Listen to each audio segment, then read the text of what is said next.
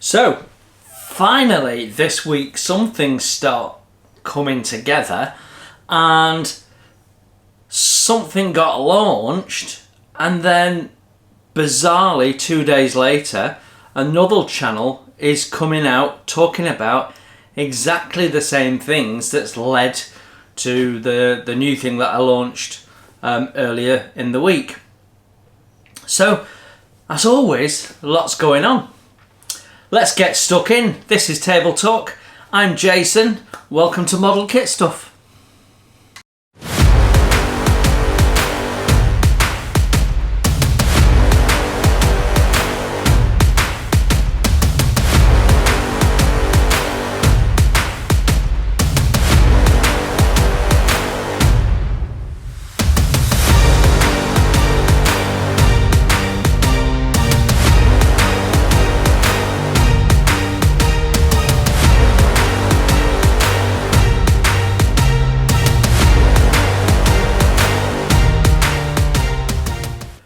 Yes, hello everyone, welcome to Model Kit Stuff. A big warm welcome to all of you, whether you are a member, whether you are a subscriber, whether you're a new subscriber, a big warm welcome one and all. We will be talking about subscribers and members and stuff like that during the course of this video. It's one of the things that's going to be discussed. There's a lot being sort of coming together this week, and we've been seeing things that are sort of were down the path actually getting resolved or concluded, and that includes some thought processes that I've been mulling over for a little while now, and it would appear I'm not the only person who's been doing that. So yeah, let's start with a little update on the car. I now have a collection date for the car, so I'm picking the car up on the 7th of August. So that's the Thursday. So I will be, well, I've booked a day off work to do that because the car's down in Macclesfield. I can also go and visit my dad. It's around about the time of his birthday because I'm going to take his birthday present as well.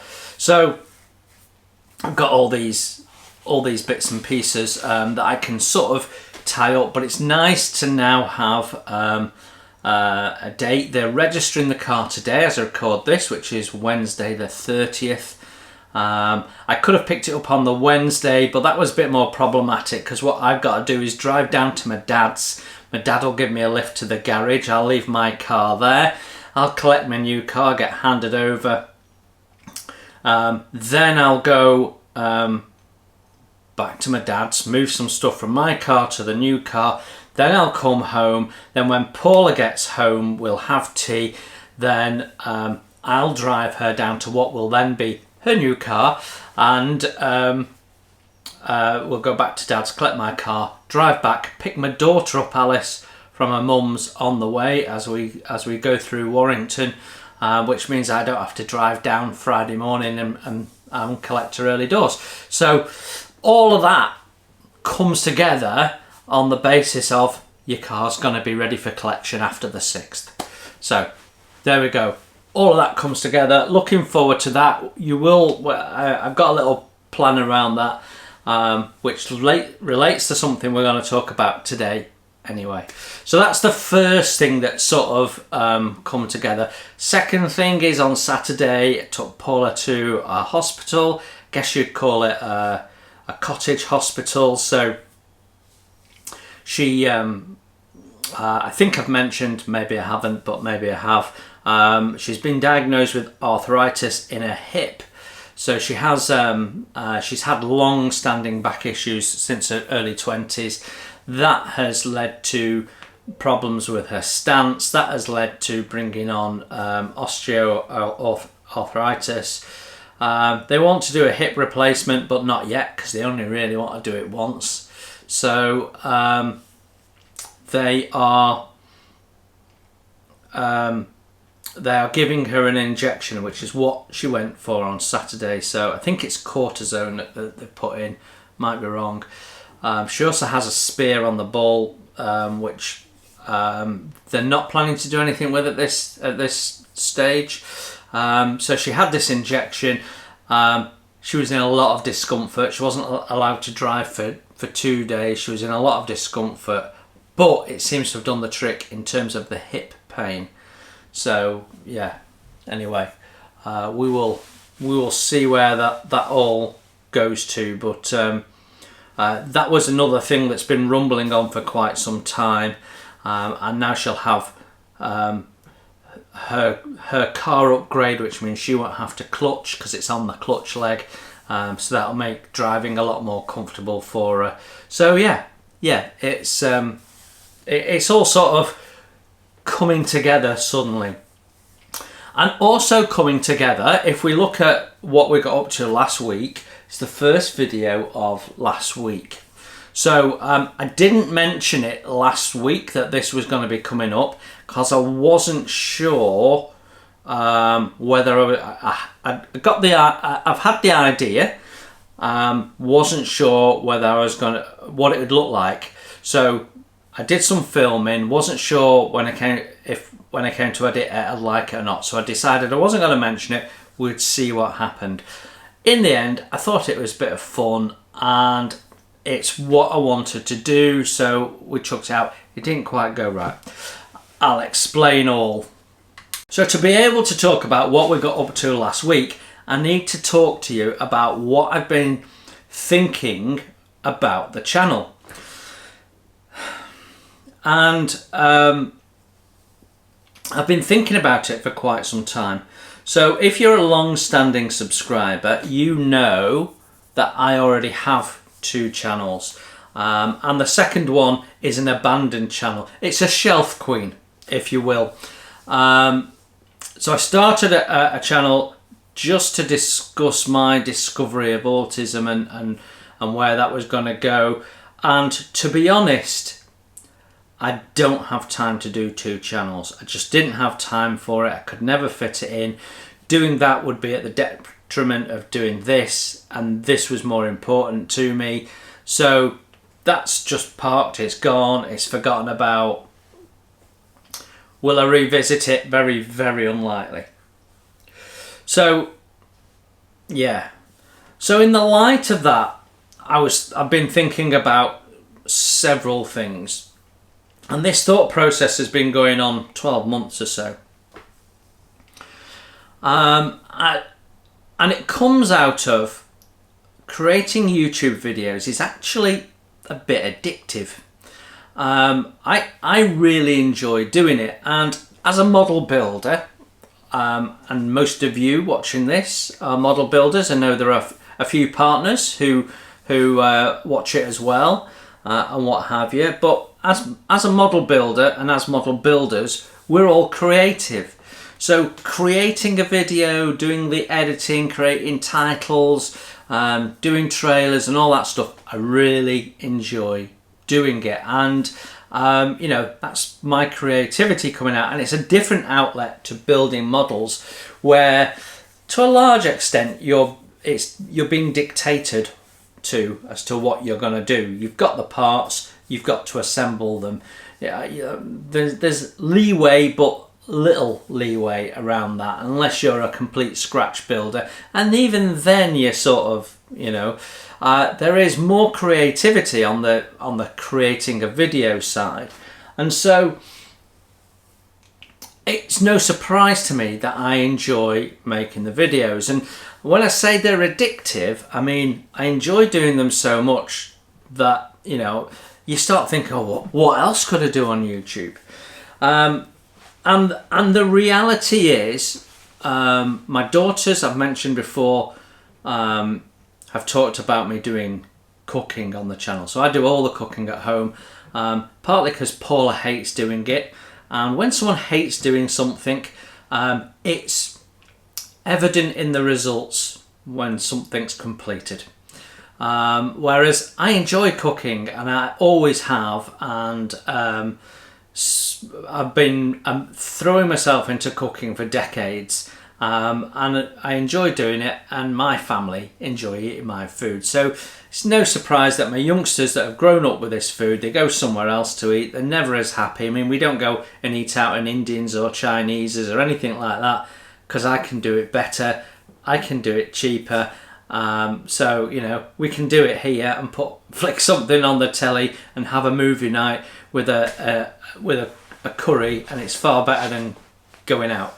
So that's what we do. You know, when I say to the kids, do you want to go out for dinner for your birthday or something? No. Can you make a curry, and I'll have that frangipan tart that I like, and so on and so forth. So yeah, I enjoy my cooking. So it's no surprise that the kids think I should do a cooking channel. So I thought about it, and realistically, it comes back to the same problem with the other channel I created: time. And what's my principal interest? Well, it's the modelling, and it's always going to be the modelling, and the modelling channel is important to me.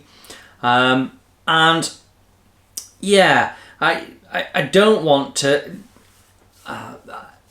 There's part of me that didn't want to dilute that, and then there's another part of me that wants to do some other stuff as well. And you sort of end up in a loop thinking about it, what's the best way of doing it. Now, ironically, yesterday, Tuesday that's just gone, Peter Oxley, friend of the channel, most of my regular subscribers are also subscribers of Peter's one way or another,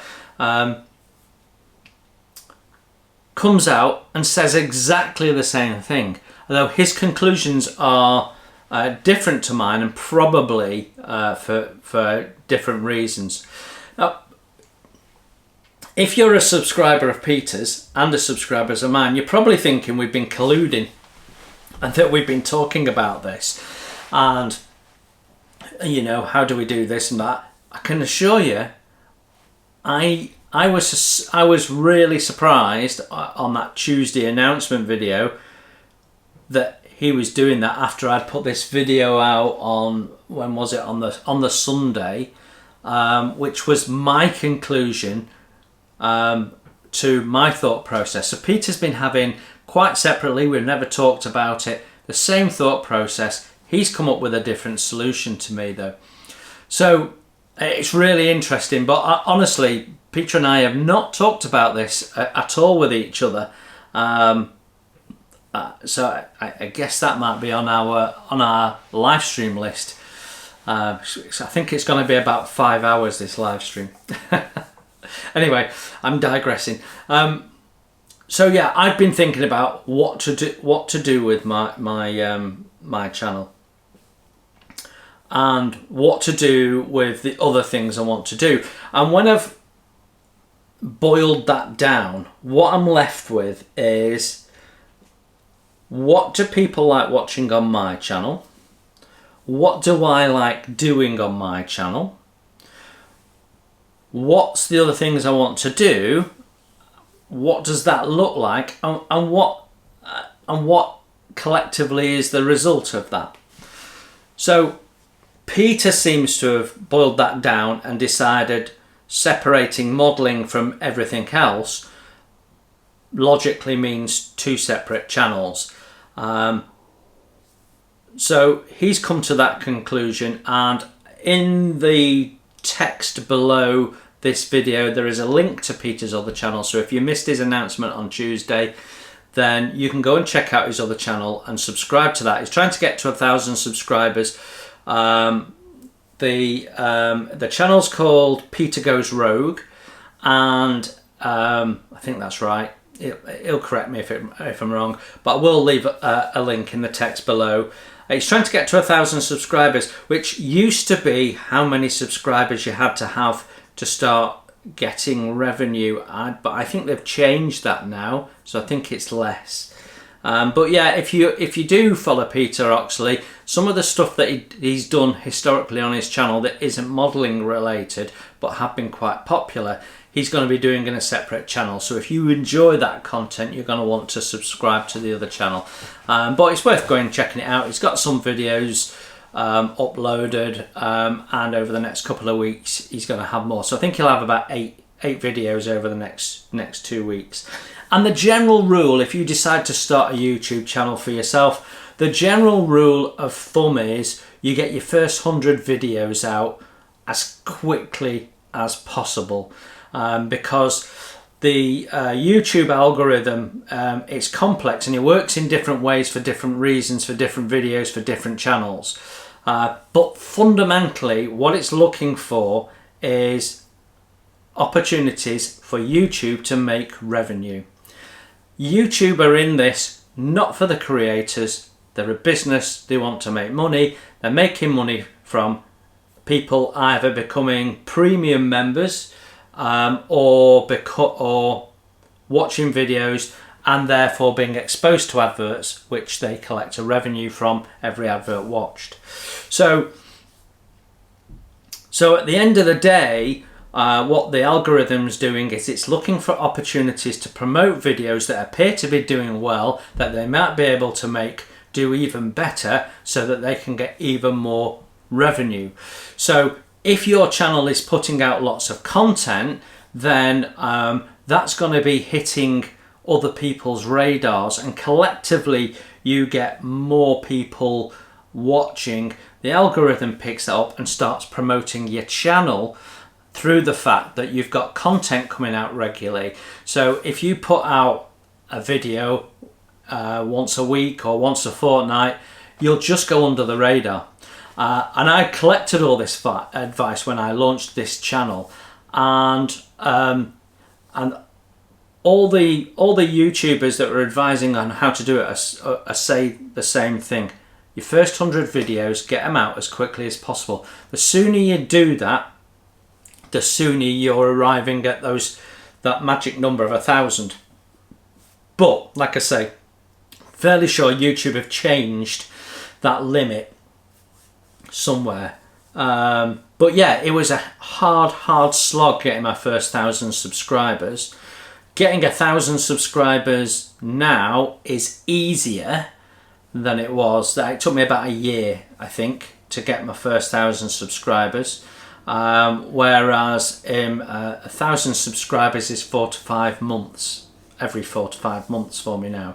So yeah, it is a slog. And Peter mentioned his video, and he's very right that the subscriber count doesn't really matter, and I'm gonna come back to that because that's part of my reasoning for what I've decided to do. So I've been thinking about how do I do what I want to do, how and what makes sense for me and the channel. Well, I decided that because the main thing is modelling, everything else is secondary. So that's the first decision. Modelling, the modelling channel is the most important element. That's the bit that's primary. And I'm not in this to make money per se.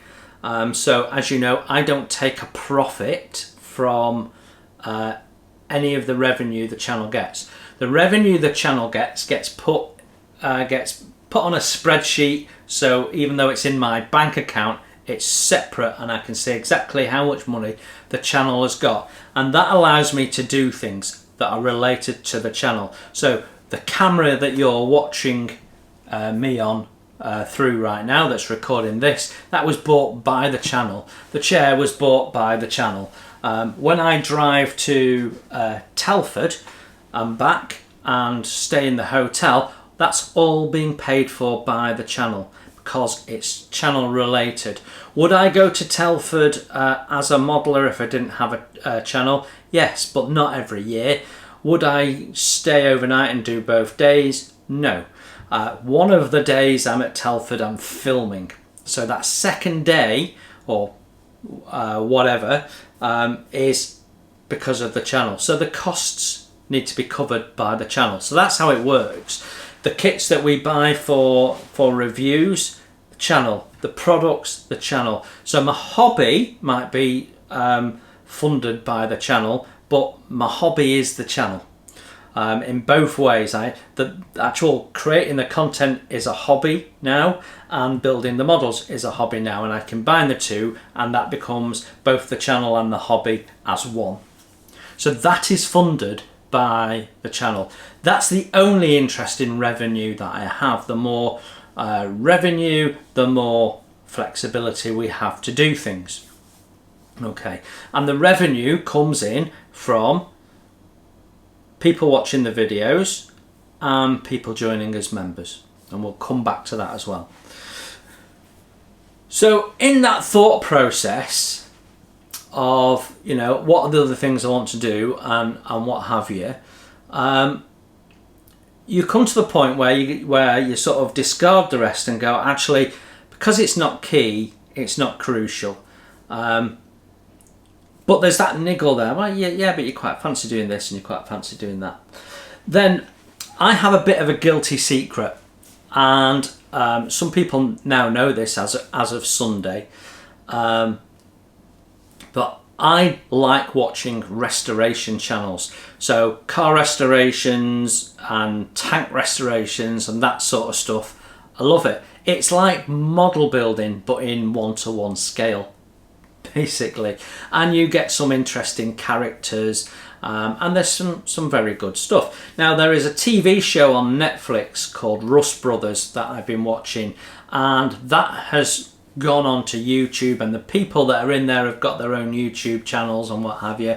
And I watch. There's a young lady. She's in her early 20s now, but she was 17, getting stuck into building cars, and she's a real talent. As you know, she does the bodywork. She's a real talent, and so I follow her channel. Some of her videos I'm interested in, others not so. So you know, I pick and choose what I want to watch out of that. But what is interesting is her channel is like 3 times the size of mine, and that's been achieved in about a 2-year period. And her channel is a combination of the key activity and what's going on in the daily life, and people are interested. They're in Canada, so you know, I don't live in Canada. I've never been to Canada. It's probably likely I'll never go to Canada. Unfortunately, I'd love to, but my partner don't like flying, so it's unlikely. And so the only way I get to see Canada is through other people and other people's channels. So I get to see not just the terrain, the landscape, what life's about, you know, as well. So it's really interesting to me, and I think, you know, that has come across in this channel from you know, the number of people that have said to me, it's nice that your channel's personable, and that was behind the table talk videos. It started as, here's an update and let's talk about what kits are being released and what I'm working on, and it's actually sort of constantly evolved, where we have a bit of a chat, you get a bit of an insight into my life, you get into a bit of an insight into what I'm planning, what I'm building, so on and so forth. And so it's much more than that. It's a bit behind the scenes, and so that got me thinking, right, there are people that are interested, and if you look at the viewers, 20% of the video views are from subscribers, and a small percentage of that are the members. So the subscribers are the people that have seen something on the channel and think there might be something of interest in the future, so they hit subscribe, so that if something comes up they might be interested in the future, they can watch it, and that gives them the option to watch a video, not watch a video, you know, to suit them. And you know, that's how most of us do it, I think. You've the members, they're the hardcore fans. They're the fans that watch most videos regardless of the content. They've got a general interest, either they like the channel's style, way of doing things, have got you know, commonly interested in what they tend to do. So, you know, that's then your hardcore. And when you think about all of that, you then think about, well, how do we make the most of that? And I've done a lot of thinking about members and membership. Why? Because membership is now my most important stream of revenue for the channel, and we've explained why that's important. So seasonally, during this time of year, July, August, early September, you get a slump in the number of people subscribing to the channel. It roughly halves, roughly. Last year, because of the content that was going out, I didn't see that, and I rode the storm. But in the previous years, I'd definitely seen it. And in June, I saw a slump, and that was partly the start of the seasonal slump, but also partly I'd been putting less content out, so the algorithm was promoting my channel less. But I've been able to ride that storm. So with less views, you get less subscribers and you get less revenue. So if you put less content out, you exacerbate that seasonal slump. So what you get is you get fewer people subscribing, fewer people watching overall, less revenue. Yeah. Because I've got membership, I haven't seen a change in the revenue. So the seasonal slump, this channel has seen it but not experienced it, if you can understand the difference. So that's really important for the channel, because that's, you know, really helpful as we get towards modelling season again and Telford, so busy time of the year. And then once you got to Telford, got busy time of the year with coming up to Christmas and all the videos and content we do and so on and so forth. So there's a lot sort of coming out of that. So that's really important. And I've got just over 60 subscribers now. A good number of you of them have chosen not to join the social group, which is really interesting to me, because that's been the main thing going forward, and we'll come back to that as well. So I took the view to try membership, and membership's been really successful. And I took the view of doing membership and doing the social group to sort of expand the modelling space of the channel and turn it more into the community. So when you get a community of like-minded people, there's still lots of differences between them. So the reason why I called it a social group is because I wanted, we knew we had something in common. We all like building models, but I'm interested in what's life like in the USA, especially at the moment. But, you know, generally what's life like in the USA and in Finland and in Ireland even, you know, places that I don't experience day to day. So it's really fascinating to that. The social group hasn't quite delivered everything I was hoping for. It's still mainly modelling chat.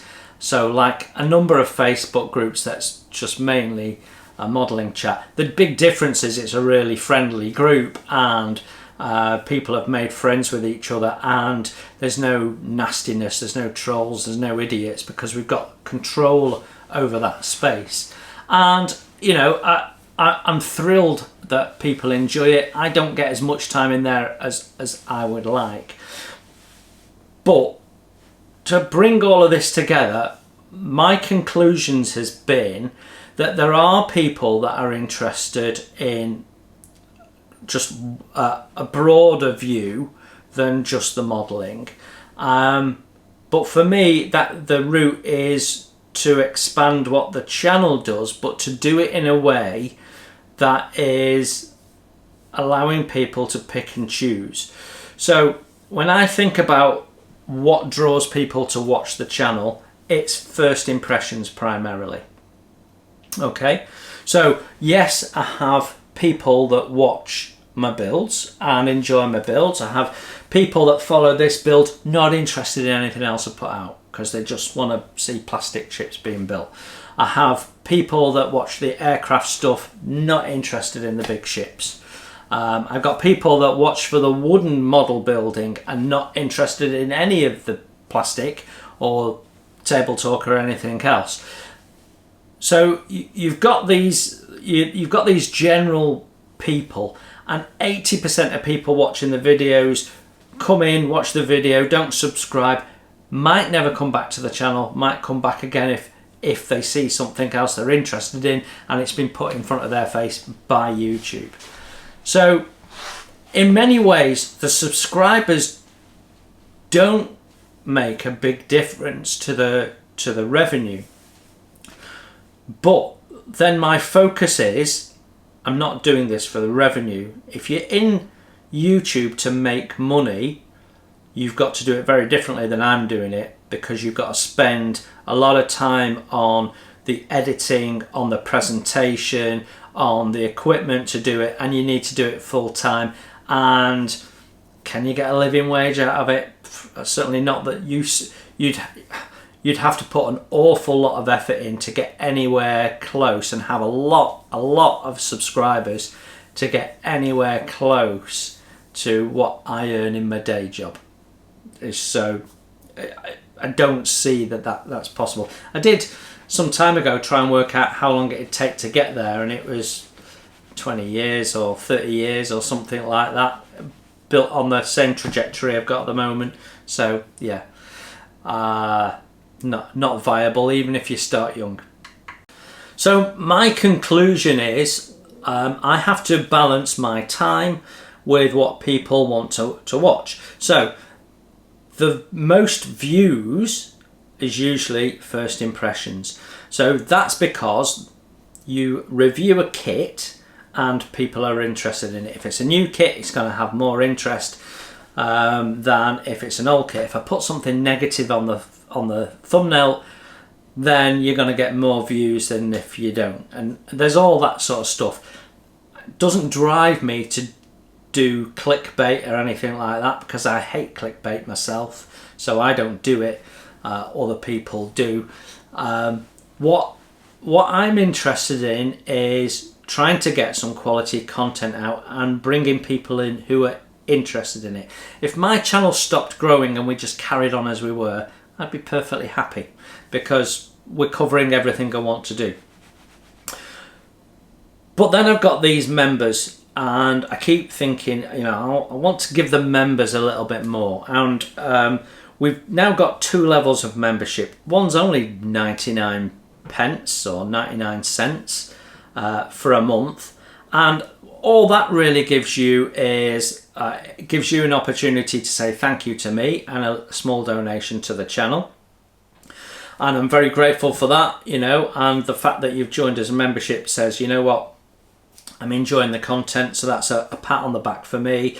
And it means I can see you're a member in the chat and in comments, and I will make a point of answering any questions. If you go to the next level, you get the Facebook stuff. But I've been thinking about members only content. Now, I thought about for a while, and I think we might have even talked about it, doing live streams. But live streams don't have adverts, so they're not something YouTube promote, so you don't get any revenue out of it. So although people, subscribers enjoy them, I don't get any revenue. So why do people enjoy live streams? Well, they enjoy the conversation. They enjoy the talking around topics that they might be interested in. They enjoy chatting with other people in the chat.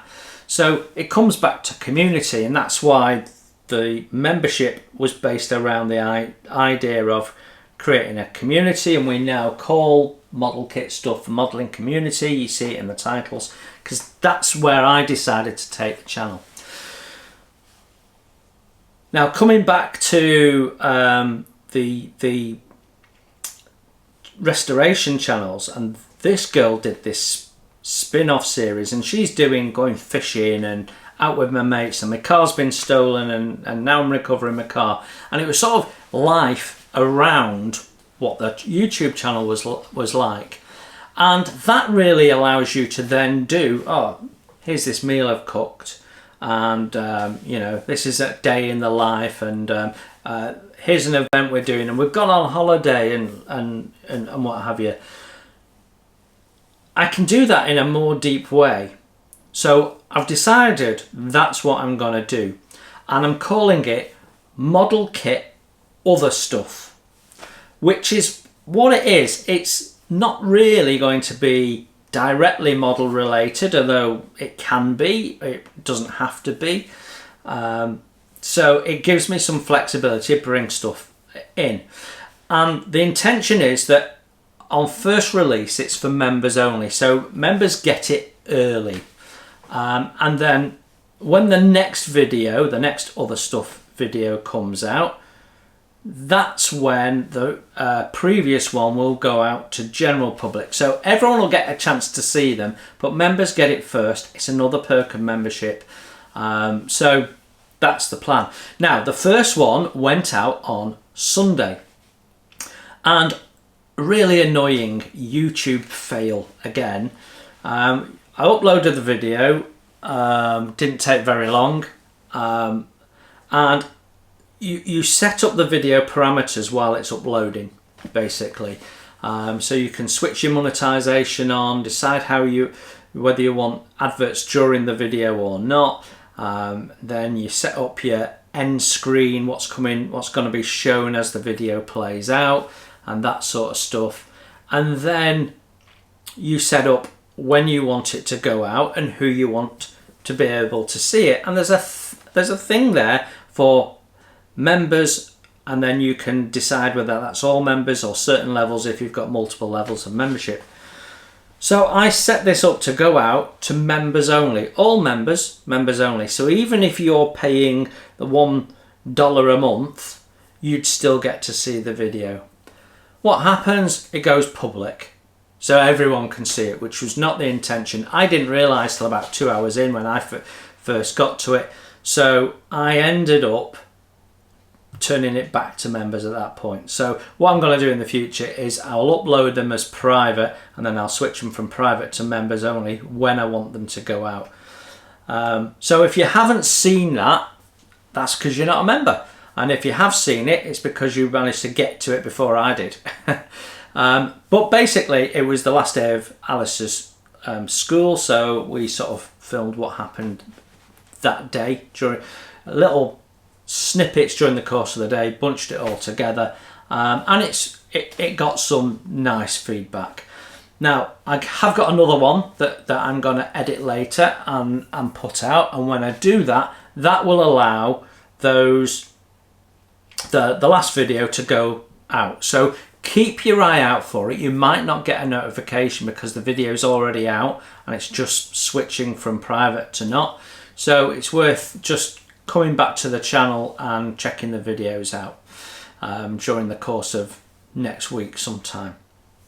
So yeah, Model Kit Other Stuff. That's my new branch of Model Kit stuff. It keeps it familiar. It keeps the branding familiar. People will recognize it instantly as related to this channel. So any new subscribers that might come in through that, I think is going to be very, very small numbers, if any. But that will still build on the Model Kit Stuff channel. So it'll still be building on this channel rather than separating it into a different puddle and risking it that way. It means I can do some more stuff, get a little bit more creative, present that to the members. You get to see a little bit more than just table talk around what's going on. I've got some thoughts and some ideas, and it's also something I can do at my leisure. So if I had another channel, I'd be feeling obliged to put content out. So it means I don't have that pressure either. So I can do it as and when I want.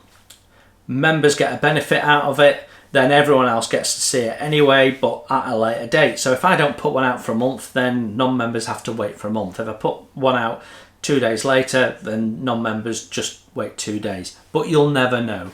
So it might encourage 1 or 2 other people to join membership, because even at the $1 a month rate, you'd be able to see it as soon as it came out. So, you know, there's a possibility of that. And again, that benefits this channel. So I see it as being able to expand what comes out of this channel and still keep it all in the same pot. So that was the decision I made, which is different to the decision Peter's made. He's probably got more time on his hands than I have, I don't know. But he said he'd done a lot of research into it, whereas I haven't. I've just thought about it and decided what works for me personally. So, you know, there's no right and wrong here. It's what you feel comfortable with, what you want to do. And I always think about my channel, and when I put content out, is it what I would like to watch? So everything that comes out on my channel is stuff that I think I would watch on another channel, and I do it the way I would want to do it. So, you know, my first impressions, yes, they're longer than most people's, but that's how I want to watch them. I want an in-depth review.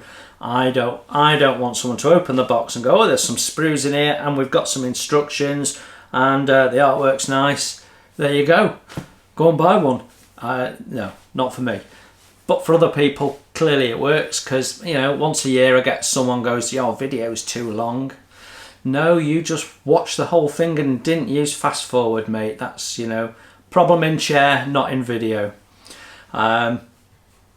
So yeah, that's where I am. That's why on Sunday you got this extra video with a slightly modified logo. That's what we're going to be calling it going forward. That was a late change.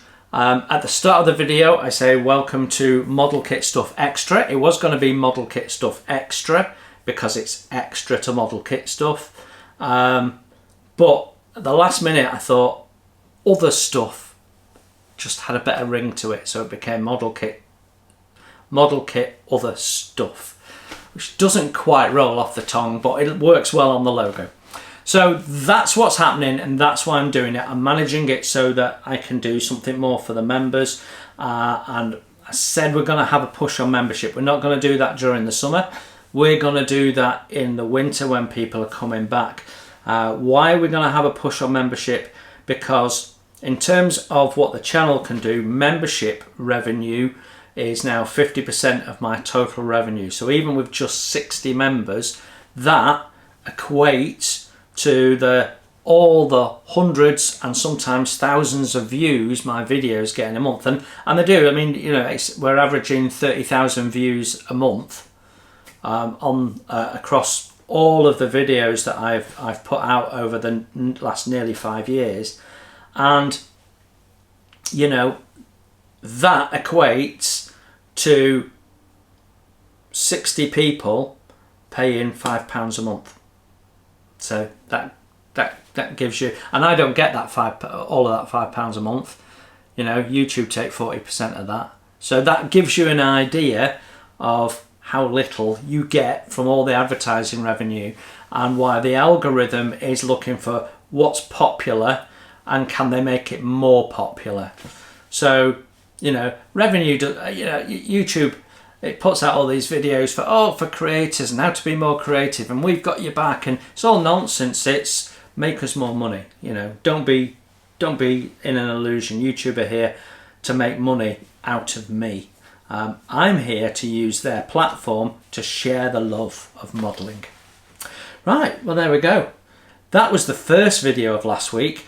We didn't do anything on Monday. I did toy with whether I was going to put the extra out on the Monday, but I've decided the extra should perhaps be in one of the days I don't usually do a video. So whenever I decide I want to put it out, it'd be one of those days. So it could be a Sunday, could be a Tuesday, could be a Thursday. You know, those are the days that typically I wouldn't have a video out. So it will stay with that sort of same but not the same type of feel. Wednesday we had the border model Spitfire. Now I intend to do another border model first impressions next week. And the border model Spitfire was sent to me. Well, both the border model kits that you'll see first impressions for were sent to me, and I've deliberately put the Spitfire out first because I had a look at both of them, and they are quite different. One of them is definitely significantly a better experience than the other, although there are some common themes between the two kits. I don't want to talk too much about that this week. We'll talk about it next week. But that Spitfire, it's all right. I wouldn't buy it. So it always worries me a little bit. You know, someone's purchased this, then they've lent it to me to do it for. You know, what do they want to get out of that? Do they want someone to say, yeah, that was actually a really good purchase, well done, you found a great kit, and validate that decision? Are they going to be disappointed if I go, you know what, this isn't what it should be? You know, it's so when someone lends you a kit, and I've had kits lent to me over the years for review, I do feel a little bit of a pressure, but the only thing I can do is be honest. And if I'm not honest, then I lose my integrity, and if I lose my integrity, you guys lose faith. So even if you don't agree with me, I gave you my honest view, even if you don't share it. And that means that when I say something's good, that's genuinely my view, and when I say something's below par, that's genuinely my view. And the border model Spitfire, I genuinely thought was a bit below par, for all the reasons that I gave. But wait and see what you see next week, and then we can draw some comparisons. So that was Wednesday's video. I don't know how well that's doing yet because it's a little bit early days as I record this. I'm starting to record this in my lunchtime. I might have to finish it after work. So yeah, and then on Friday last night we had the last ever episode of the Sherborn Build, and so that was a little bit longer than usual, going out with a bang, with everyone watching and the chat as a premiere. I thought that was a nice thing to do. I thoroughly enjoyed building that model. It was so nice to put together. There were one or two little challenges in it. Some of the decorative stuff that goes around the bow I found a little bit challenging, and the having the pre-cut templates, in one way they add loads of detail, because you can detail the planking, and you can reduce the amount of actual planking work you have to do. So on the one hand, they're really helpful like that, and you've got pre-cut gun ports and all of that sort of stuff. On the other hand, if you get them slightly off, you can create problems for yourself. And I did have a little problem with the top rail, which I didn't discuss in the video.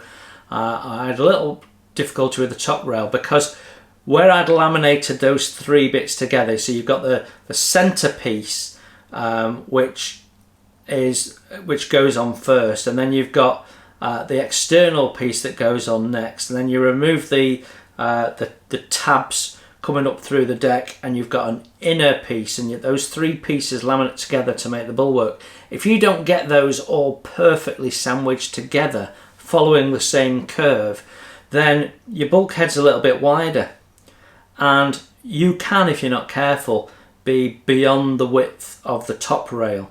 So whereas if you were planking it, you can thin it, you can shape it, you can trick the eye, it won't see it. With the templates, that's a little bit more tricky. So it is a bit of a double-edged sword. You've got to be bang on with your technique. So whilst it's better and in many ways easier, in some ways it's a little bit more tricky as well. So you have to be keeping your eye on that. Now, I've done templates before, but I'm not sure, but I think Sherborn was the first time I've had templates for external bulkhead as well. So that was quite an interesting process for me, because you put them in and then you plank all the way up, and you don't get all the detail that you've got with the bolt detail and what have you. So yeah, whilst it looks great, there was a bit more work than usual in just getting through that. And that was my first time I'd done that particularly. Now this was a beginner's model. Do I think it was a beginner's model? Yeah, absolutely. Previously I've said Caldercraft's Pickle, because the instructions that come with it are so clear. They take you through every single plank going down that you put in, and so even though you've got things like copper plating and stuff, a beginner would be able to get through it. And that's got 2 masts and slightly more complex but still significantly dumbed down rigging. The thing that Sherborn gives you above that is it's easier to build in the first instance. The quality of materials are like for like, because it's a different approach, because one of them's CNC'd and one of them's laser cut. So you do have a different approach, and that gives you a different look and feel. So yeah, but the Sherborn gives you a simpler route to getting something that looks, to my mind, more accurate, with a greater level of detail. And if someone finishes that and they can look at that and go, wow, I built that, that's what spurs them on to build the second kit. And once you've got them on the second kit, you know, as long as they don't overface themselves, then you've got them in the hobby, you've got them hooked. And that's what I'm trying to do with the 4 videos. And yeah, so I thought it was a good beginner's model, and I would certainly recommend it. Now in some ways the Lady Eleanor is a bit easier when it comes to the hull, but in other ways it's not. And the way those planks can lay can be a little bit more all over the place, and I ummed and ahed about which one to do first. And the Lady Eleanor in many ways is simpler rigging and, you know, that sort of stuff.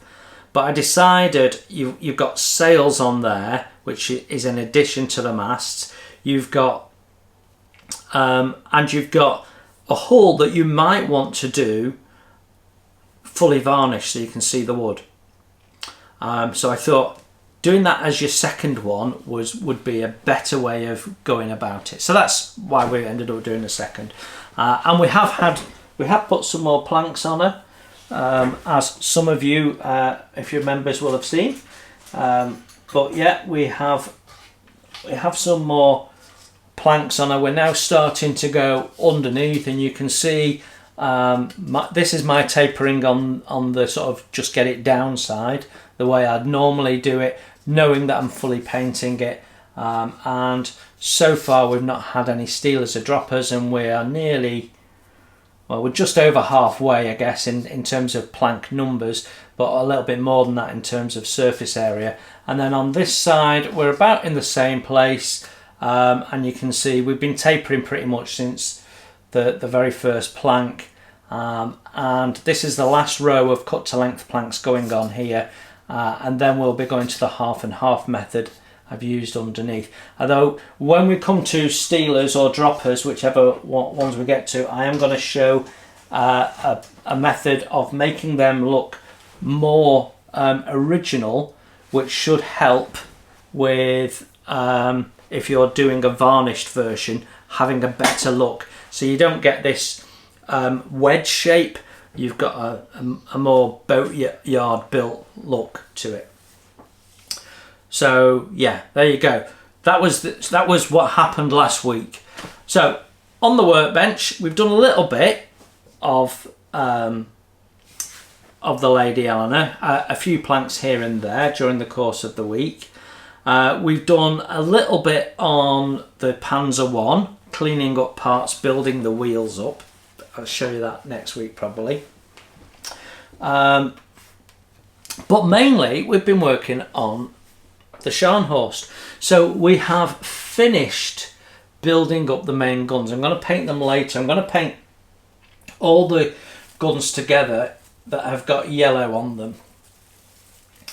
And the last gun we finished was this one here at the back. I'm going to show you, which needed some scratch building because that lump on it there, there's 2 of those supplied in the kit, which are put on this one here,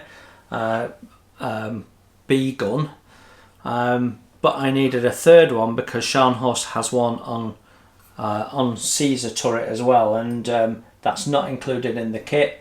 And that's because, again, they've based it on the sister ship and not actually on the Scharnhorst, because they're Muppets. So yeah, we've had to do some quite significant changes to the main gun batteries. As you can see, the rangefinders are now removed in 42 due to water ingress and flooding of the first turret. So they removed those to try and help with that. That's why they've got blanking plates on now. And then we've also done some work on the lower rear superstructure. So you can see we've got some photo etch on there now. So we've not gone with the full steel decks. If you've been watching the build, you know why. We sacrificed it to do some reconstruction work on here and get this right.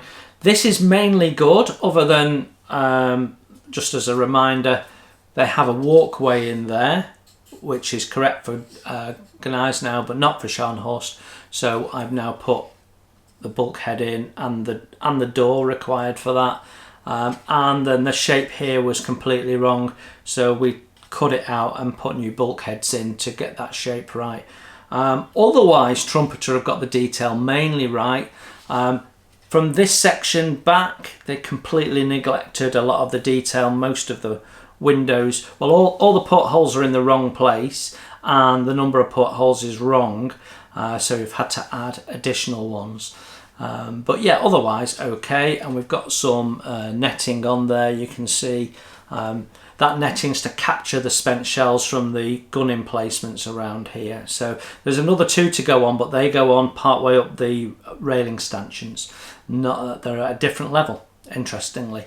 So yeah, and there are some photo etch details I could have put on, I've chosen not to, like removing the trunking to build something that looks almost identical out of photo etch. Why would you bother? So I haven't. So yeah, Scharnhorst, it always feels like you've done a lot less than the time you spent on it, to be honest. So I spent about 5 hours on it this week, and yeah, it doesn't really look like 5 hours work, but there you go. So what's coming up next week? We've already talked about, we've got another Border Models 135 aircraft kit to review so that we can compare, and we'll talk about that next week because I'm interested in your thoughts in that. So yeah, that's not, and then so we got that. That'll be Wednesday. There won't be anything on Monday.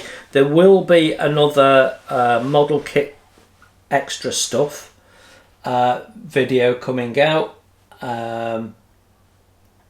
which is around the other thing that came together this week, which was the sale of my stash. So partly around that. So as you know, I've been clearing my stash. I sent it all to Veteranous Models, which is on Facebook in the UK, and they auction it all off. So basically, they sent me some boxes. I put the kits in the boxes. They arranged the collection of the boxes. They arranged the auction. They arrange to ship out to the winning bids. They then collect all that money back. They take their cut, and then they give me the money back. So I got my payday yesterday, and I was pleasantly surprised. So I was expecting, I had in my head what I thought the value was, and I had in my head what I thought I would get if I sold them on eBay, having had a look at some but not all that have been historically on eBay.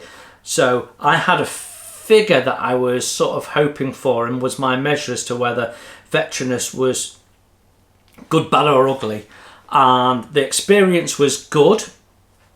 Took a little longer than I thought. The whole thing's taken about 6 weeks. That's because once they got delivery, they had to sort things and go through things and then list them. So there's a bit of time once they've received them before they actually go up. But I got more than I expected I would have got if I'd sold them on eBay, and I didn't have to individually pack them, post them, lose money on the postage, track them, get someone coming back to me saying this isn't what you said it was, and all of that sort of nonsense. All that hassle you don't get. So it was worth it, and I got more than I would have done if I'd sold them on eBay. I'm fairly convinced. So I was very, very happy with the service. So if you've got some kits you think you'd like to get rid of, Veterinous Models on Facebook, go and check them out. You drop them an email and then you can take it from there. Really good service. I was really impressed with them. I'm really happy to have converted some of those models into money. We've got space to walk around. So if you're interested to see what the stash now looks like, look out for that model kit extra stuff video, but you'll need to be a member to watch it. So if you're not a member, consider joining. You can join for as little as $1 a month, and you'll still get to see that video.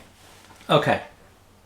So yeah, that's coming out, and then on Friday I think we're back on the Junkers. I'd like to get the Junkers build finished in terms of videos. Scharnhorst, I've got some material, not enough for a video as yet, so I think we might be doing a second weekend on that, or one of the days of the weekend on that. But yeah, I'll get a little bit of extra modelling time next Thursday, because I don't need to leave too early to get down to my dad's, so I'll be able to do a little bit there. So yeah, that is what's coming up next week. So with all of this coming together, I'm interested in your thoughts about what's your guilty secret when it comes to YouTube. So I've shared mine. My guilty secret is I love these YouTube channels where they're repairing cars and putting them back out, and you get something that you just say that needs to go to the scrappers, and within a month they've turned it into something that's just stunning. So whether it's pimping it up and turning it into something else, or just restoring it to its former glory and giving the car its pride back, to restoring historical pieces, like tanks. So Workshop Wednesday, the Australian Army Museum, I fairly religiously watch. They're good fun, and all of those sort of things I enjoy watching, and some of the spin-offs around them. But what about you? What is it outside of modelling that actually catches your attention? I'm really interested, because that might help me with some of my thoughts for the other stuff videos. So yeah, let me know what is it that actually catches your attention when you're not watching modelling videos, and what is it out there that grabs you on YouTube? We all watch YouTube videos from time to time to learn things. How do I do this? Let's go to the University of YouTube and find someone who knows, or at least seems to know. But outside of that, what is it that grabs your attention that you regularly watch, that YouTube will put in your line of sight because you watch that type of thing? I'm really genuinely interested. So for me, it's Rust Brothers and the spin-offs of it, and Workshop Wednesday from the Australian Tank Museum. I watch some of the content that comes out from Bovington Tank Museum because I like that history. I also watch History Hit and the History Channel and stuff like that. But my guilty secret really is the refurb channels, because they're not like the history channels where they immerse you in the history, and they're often not sort of nicely edited and put together. These are people that are doing rough and ready videos because they're doing a rough and ready job, but they are very, very creative. And I really like that. I really enjoy those. So there you go. That's our little discussion topic. Do put some stuff in the chat, read what other people are saying in the chat, comment on the chat, do all of that sort of stuff. Keeps the community going. And if you've enjoyed this video and the content and the channel, hit the like button. It does so much to help me and the channel and the algorithm, as we've discussed. So until I next see you, you enjoy your modelling. Have a great week. Bye for now.